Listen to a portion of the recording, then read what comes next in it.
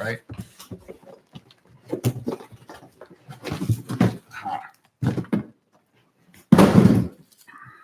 Here we go.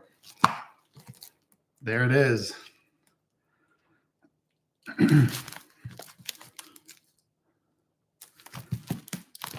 The Egg record. 9 LPs, 4 CDs, 80 tracks, 65 unreleased versions. And I was part of making this record, and this is pretty much the record that changed my life. And I was working at a recording studio in Chicago that I helped build, Soma Electronic Music Studios. Don't look for it. It's not there anymore.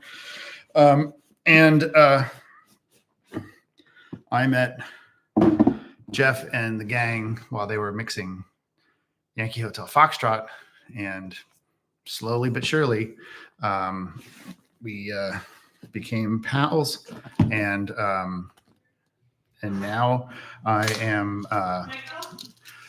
Hang on a second. Yes, Cassandra, I'm actually live streaming on Instagram and YouTube right now. The Ghost is Born box set. That's my wife, everybody, Cassandra C. Jones. So anyway, so exquisite packaging, just beautiful. I love this.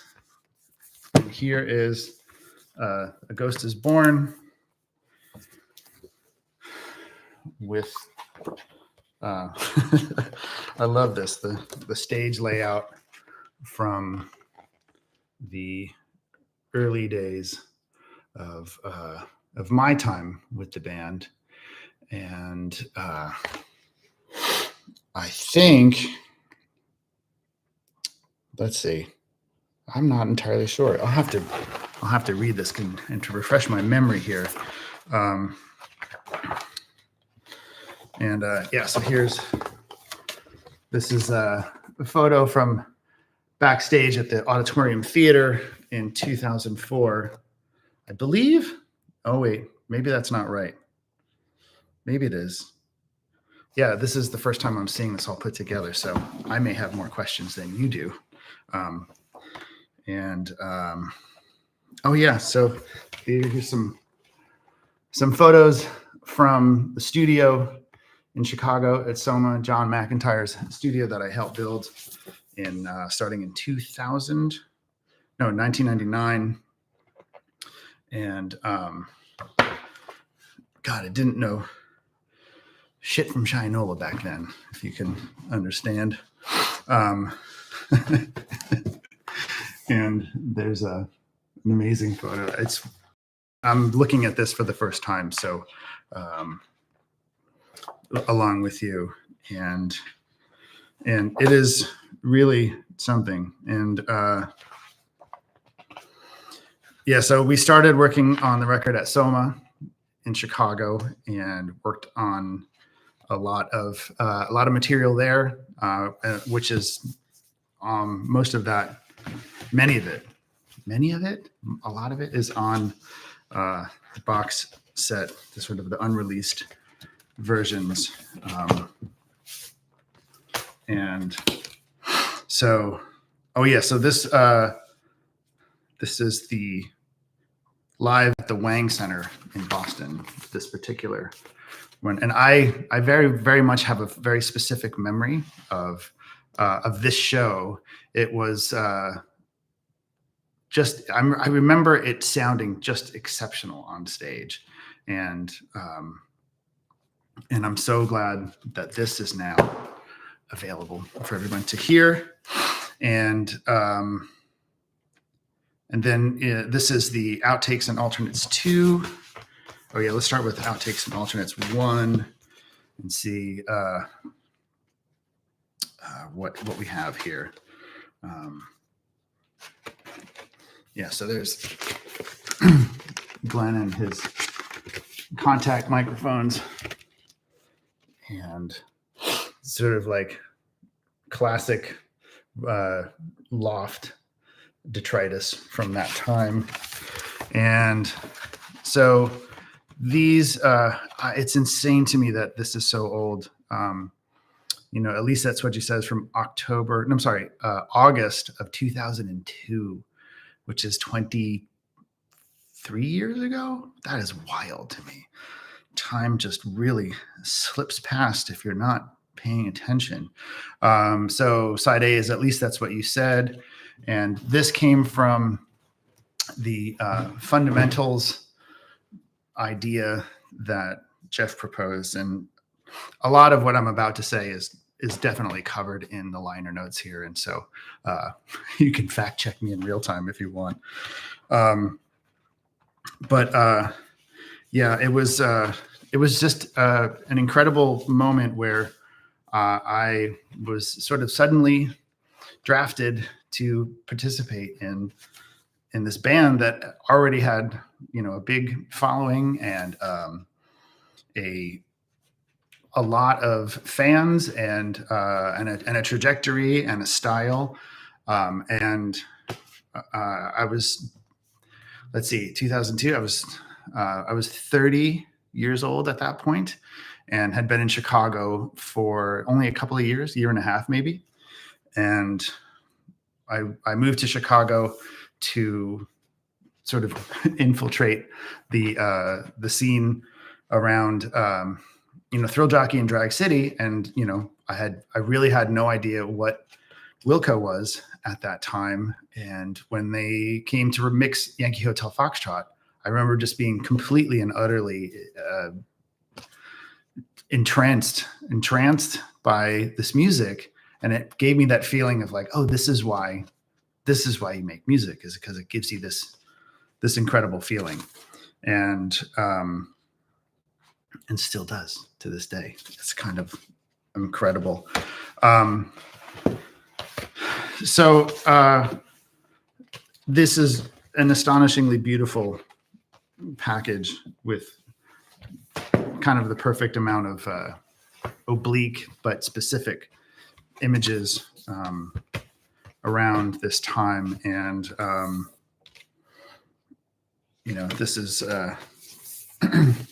this is a plugin that Jim O'Rourke came up with to help him make music, just by putting some paper towel between the earphones and his ear.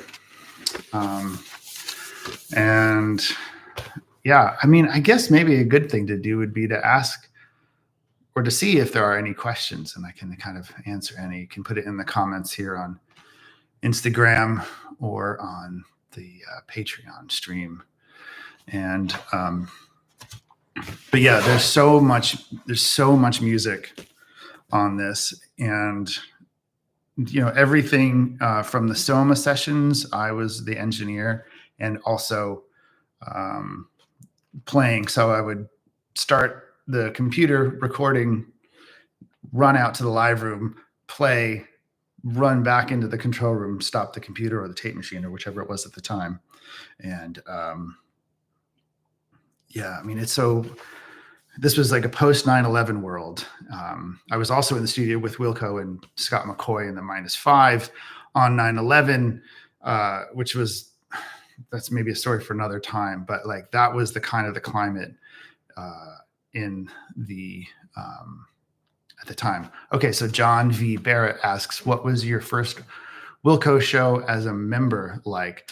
My first show as a Wilco member was at the Egyptian Room in Indianapolis, Indiana in 2002, July, I think it was. And I was so very new to so much of what I was about to embark upon. And I remember conversations that I had with Jeff leading up to the tour was he wanted me to use the laptop and sound processing tools. Like I had a Nord micro modular for the dorks out there who pay attention to this kind of stuff. And I was using Max MSP, and I wrote some custom Max MSP patches that were sort of samples and also manipulating the sounds. I had Glenn's drums and I had Jeff's guitar and vocals coming to my computer. and I was sitting next to the monitor desk at the time. So I was off of stage left. So if you're looking at the stage, it's on the right side. But if you're on the stage, stage left is the performer's position. And I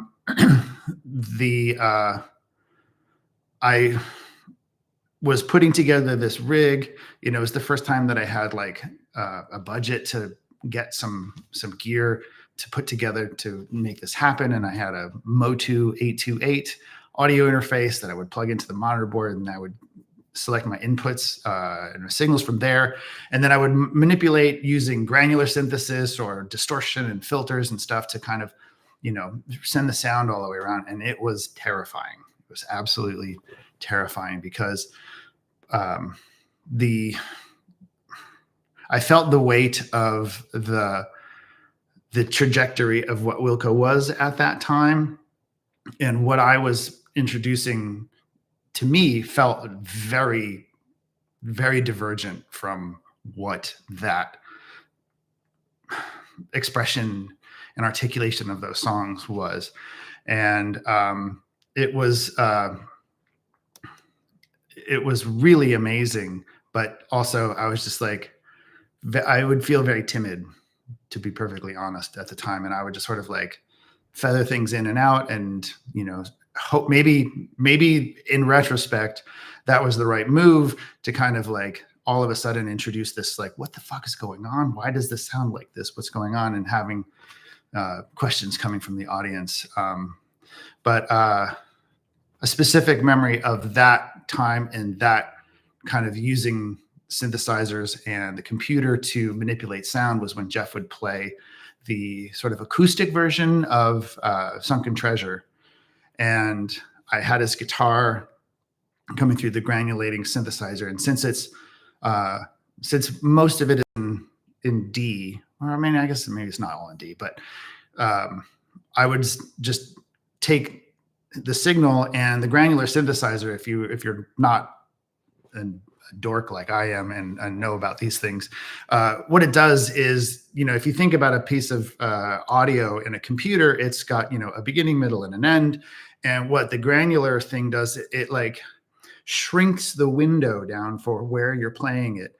And then you can scrub that little slice of time backwards and forwards, and you can make that window wider, softer, and also you can put a bit of a fade in and a fade out on it. And then you put that through some delay and reverb, and it really makes this magical sound. Nels does this live with his science project down on his right side there.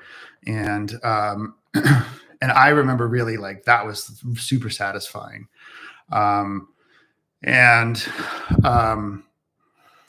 You know, and then slowly but surely, as I was off to the side of the stage, this is post Jay Bennett. And so Leroy Bach was playing, and there were just parts that weren't enough hands to do. And so I started adding a couple of lines here and there from the Yankee Hotel Foxtrot stuff.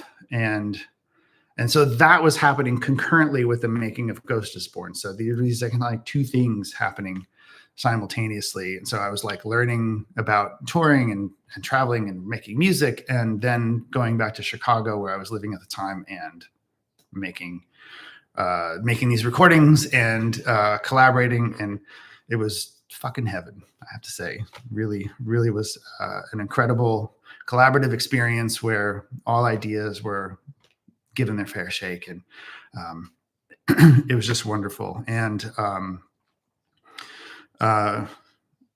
there's a version of Hummingbird on the Outtakes Alternates 2 here. There it is. And that was the first recording session in February. Gosh, it's crazy. February of 2002. And the guys, we recorded a version of that song. And I think that session may have only been a week, 7 days, something like that. And the guys had to go out and do a promo photo shoot and shoot some extra footage for the Sam Jones Trying to Break Your Heart doc. And so they weren't going to be able to be in the studio that day. And I'm going to guess that Jeff probably was like, hey, why don't you put a mix together of this? And so I was like, okay, great. And so I had been working on a lot of electronic and dance music at the studio. And that's one of the reasons why the kick drum is very loud in that song, which I think Glenn really appreciated. And I was able to kind of like use all of the whiz bang techniques that I learned in over the course of working in the studio and using all the incredible modular synthesizers that John McIntyre had collected and put together and made available to anybody who came to use that studio. And that was kind of to me, kind of one of the important moments in the sort of the timeline of it all. And as I was working on not only that session, but later subsequent sessions, I really had this deep desire to collaborate beyond just being the engineer. Like, it felt so inviting and so welcoming. And, Jeff was very, very much inspired by the surrealist games and conceptual ideas about making music. And somebody asked, like, what were the happy accidents in the studio? And it was kind of like always. It was like creating the context, creating the environment for happy accidents to happen. And then once the happy accidents happen, that's the sort of the 1% inspiration. And then there was the subsequent, getting better at it and refining it, not to the point where you're kind of beating a dead horse, but finding that balance between inspiration and exertion, but still making sure that the life and the the living quality of the music stays in place. Let's see what else. There was, the song Panthers went through so many iterations, and I am really looking forward to jumping in and seeing which versions were selected for this, because I think there were like 3 or 4 different wild versions. And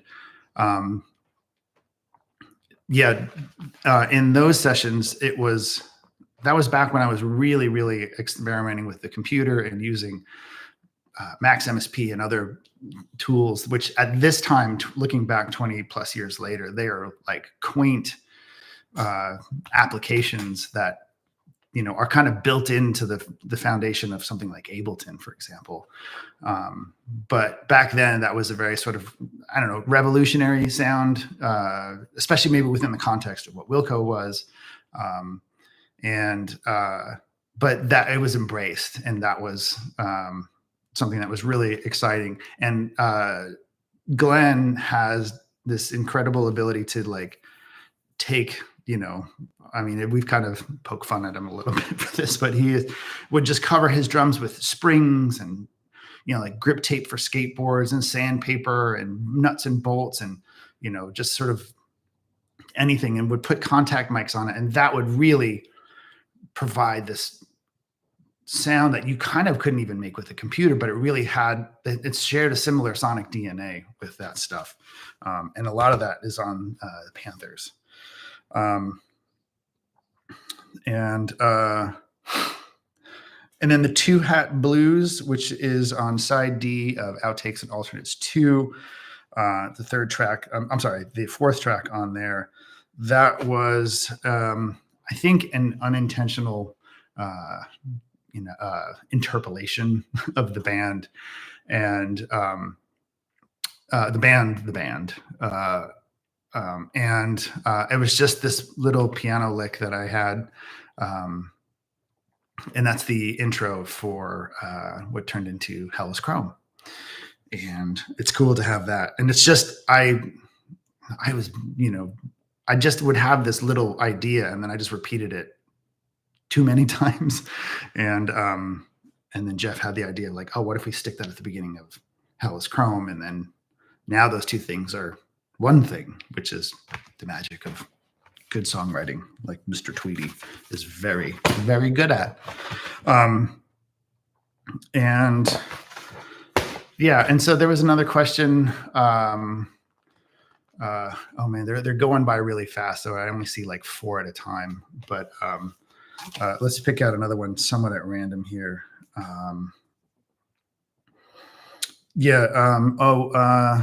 Where is the version of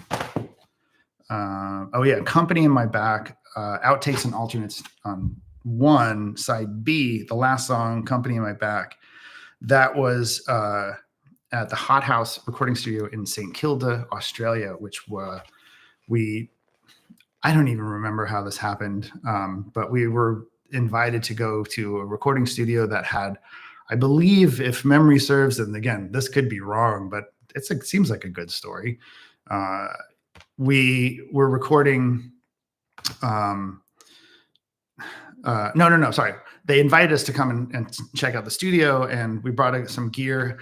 I only had my laptop, which had like a keyboard, a GUI keyboard, like just on the screen pictures, and I would like try to mouse over the notes to play on the song Company in My Back. But I believe that the recording console was formerly owned by the legendary AC/DC. Let's see, what else in here? The High Heat, outtakes and alternates, number 1, side C, last track, number 6. The High Heat, that was February 5th, almost exactly 23 years ago. That was my very first recording session for Wilco. And I remember at the time, Jeff had hired me or asked me to record the -5 Down with Wilco album, which was September of 2001. And we did maybe a couple other sessions. And then he asked me if I would engineer the Ghost, what was going to be A Ghost Is Born, and what didn't have a title back then. And I remember feeling really excited and, again, terrified, but my Scandinavian ability to like compartmentalize emotions and just like put that aside for a moment was very helpful.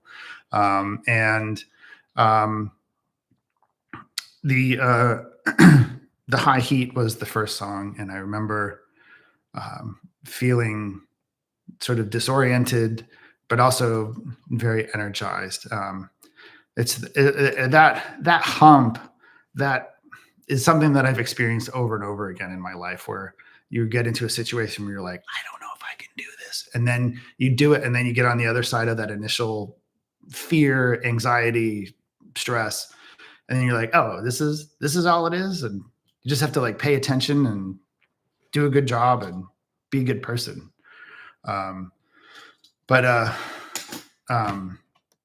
So that the High Heat kind of was that crucible moment for me. I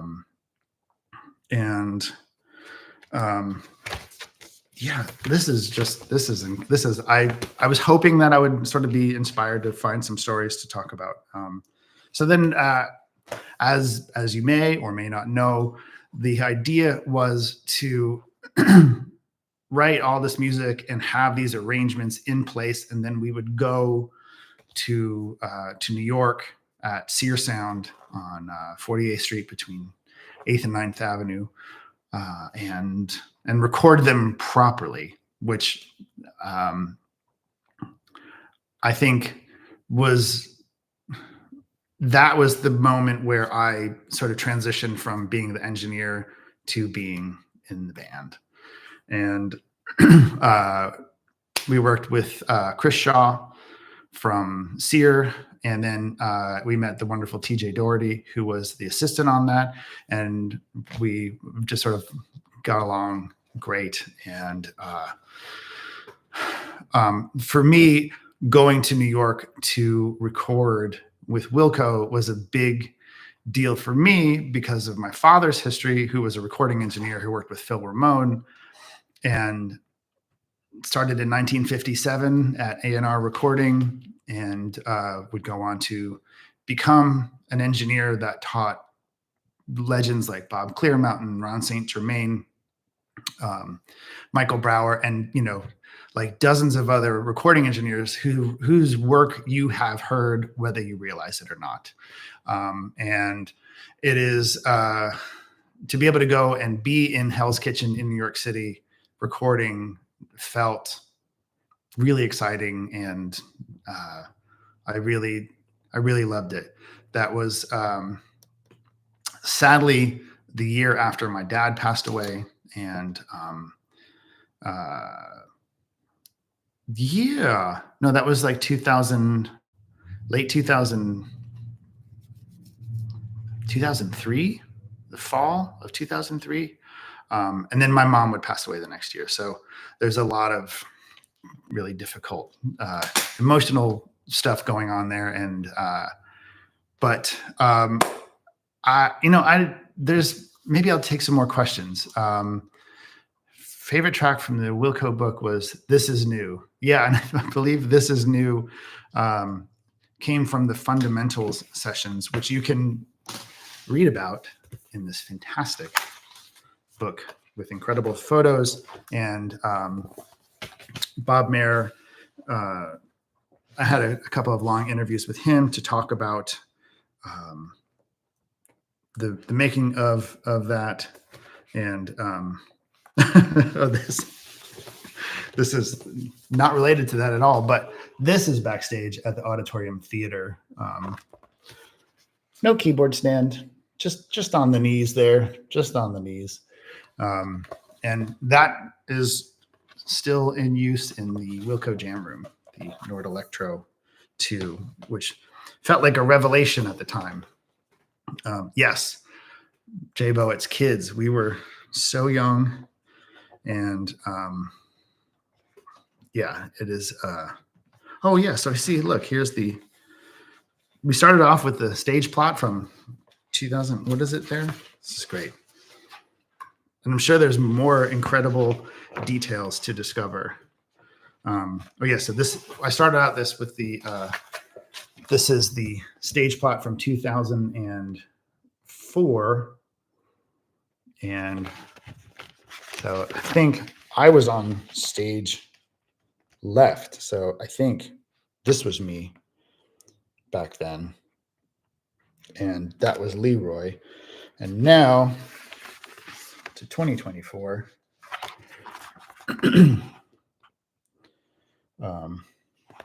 That's what it looks like now. And that's me and Glenn, Pat, John, Jeff, and Nels. Are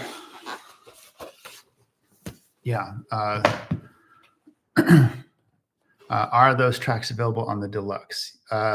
Yes, I am, in fact, reading and looking at the liner notes and track listings from the deluxe edition. And I believe they're also all on streaming as well. Let's see if we can scroll up through some of these questions here, if I can answer some. Hate to be annoying. I love it when questions start that way. I've always been a big fan of the Wilco book. Love hearing some more of this extremely raw, noisy Wilco on the AGIB box set.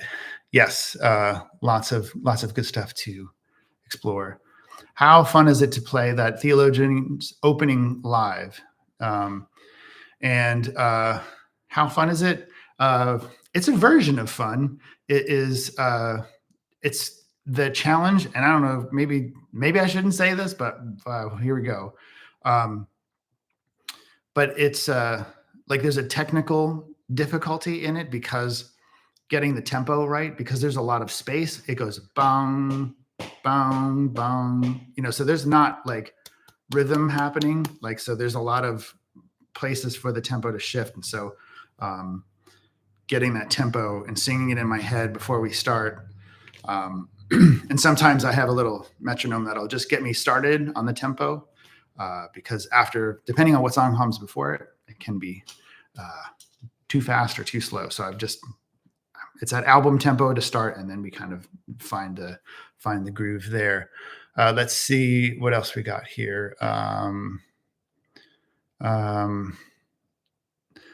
Are there any songs that you connected with in developing your own interpretations from prior to joining the band? Let's read that again.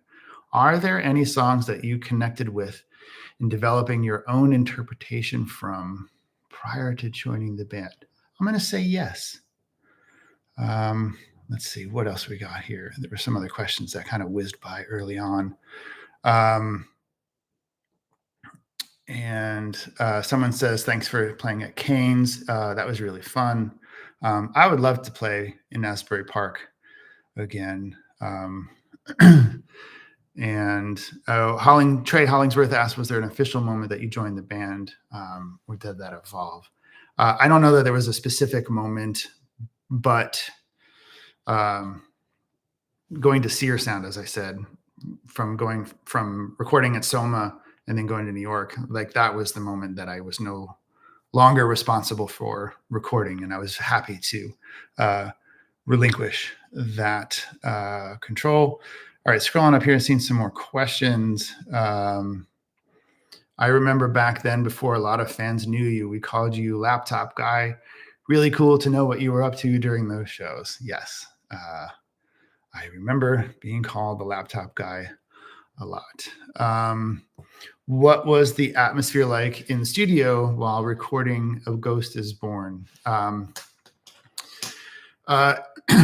It was like being a live human being. There were really great days, and then there were really hard, challenging days. And, Jeff was certainly struggling with his own sort of demons at the time. And I was also sort of struggling with, my ailing parents, and then figuring out how to be in this new context was really tricky. How has my live setup changed from the Ghost is Born era to now?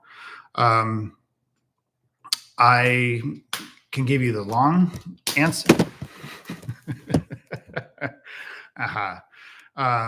My setup has changed. I now use Ableton Live for most of my keyboard sounds because I can have a lot of them at the ready. Like, I have a grid controller that I just push a button, and that brings up either a grand piano, an upright piano, a Wurlitzer, or string pads, or samples from Ghost is Born, or Cousin, or Yankee Hotel Foxtrot. And then I have an organ with a Leslie cabinet and some pedals, and a Moog Sub 37. And a long time ago, I would really spend a lot more time talking about that stuff, but I realized that it's not really the what people love to hear about. So Cracked and Hooked asks, how did Spider's Kid Smoke evolve into the krautrock vibe it eventually became? I feel like an argument could be made. If you sort of track the timeline of that song on this, I think it kind of became less of a krautrock song, or krautrock inspired. And I don't even know, is that term a good term to use any longer? It seems a little culturally insensitive, but I don't know. I don't know anything anymore. But I think it was born out of the DNA of bands like Neu! And Can and Kraftwerk to a degree. And let's see, what else? I was surprised in the liner notes when Jim mentioned that his initial reservations to the drone section while making the record. As the laptop guy, how did you feel? Okay, so this is a great thing. Oh, sorry, this is just the knife that I used to open up the package with. I'm not trying to threaten anybody.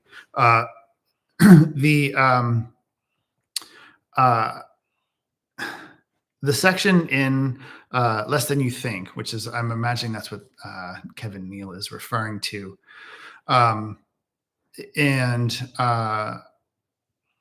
There is, we recorded the song in maybe that's the Chicago version. I have to look now. I haven't really thought about this closely in a while, but the drone section in, at least that's what you, no, different song. The drone section in Less Than You Think was definitely the most obvious result of the experimental spirit of the recording sessions at that time. And when we were going to record that, everyone was instructed, or it was suggested, like, oh, go out and at your rigs and your setups, can you make just a loop or some sound that can kind of regenerate and iterate in some way, and just let it go. And so I had some modular synths with me on that session, and so I came up with a patch that would slowly change and never repeat, and with delay pedals and tape delays and digital delays and looper pedals, this texture was sort of started to form in the live room, and everybody had, there was, I don't know, maybe 6 or 7 stations, and so we each kind of got something going, and then when we were happy with it, we all went into the control room, and I don't know if this is how this happened, but let's just say that it did.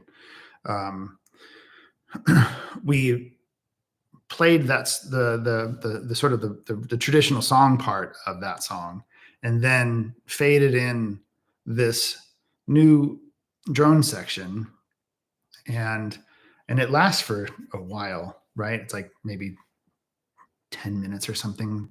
I actually don't remember how long it is, but it's long enough that it, if you're patient and curious, it can kind of become your own little sonic world for a moment.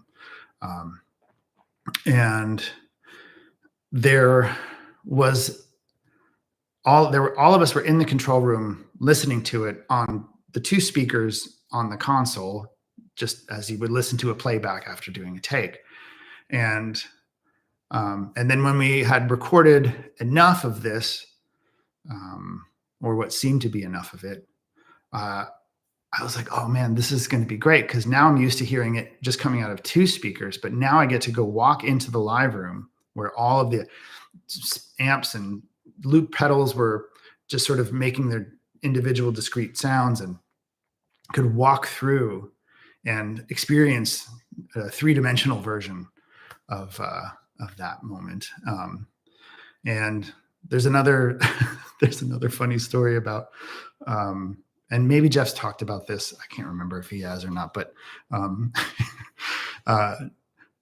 there was, I don't know who it was, but there's a story that somebody was complaining about having issues with their car, and they brought it to the mechanic. They're like, it is making this crazy sound. I don't know where it's coming from. Like, it sounds like it could be a belt or like the radiator hissing. And then after a while, it was determined that this person simply had song Less Than You Think playing in the CD player in the car, and they were at the drone section. So I love that story. I think that's going to do it for now. Gosh, we've gone on here for almost almost an hour. So, hey, thanks everybody for taking the listen and being part of the Wilco conversation. And thanks. See you another time. Bye.